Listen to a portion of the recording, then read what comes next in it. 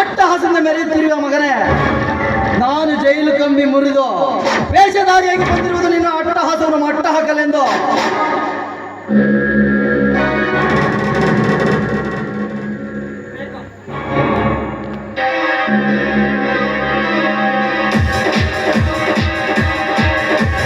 ಅತ್ತಿಗೆ ಚೆನ್ನಾಗಿದ್ದೀರೇನಮ್ಮ? ಯಾರಪ್ಪ ನೀನು? ಅತ್ತಿಗೆ ನನ್ನನ್ನು ಇಷ್ಟು ಬೇಗ ಮರೆತು ಬಿಟ್ಟಿಲ್ಲ. ನಾನಮ್ಮ ನಿನ್ನ ಕೈಯಾರೆ ಅಮೃತ ಉಂಡು ಬೆಳೆದ ನಿನ್ನ ಮೈದುನ ಸೂರ್ಯ.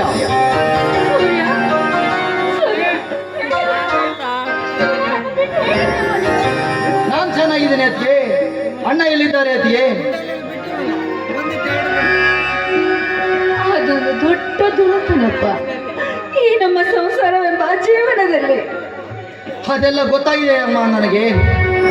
ನಿನ್ನ ಮತ್ತೆ ವಿಜಯನ ಮೇಲೆ ಕಾಮದ ಆರೋಪವನ್ನು ಹೊರಿಸಿ ನನ್ನ ಅಣ್ಣನ ತಲೆಗೆ ವಿಷ ಬೀಜವನ್ನು ಬಿತ್ತಿ ಅವನ ತಲೆಯನ್ನು ಕೆಡಿಸಿದವರನ್ನ ಮಟ್ಟ ಹಾಕಲೆಂದೇ ನಾನೀಗ ಬಂದಿರುವುದು.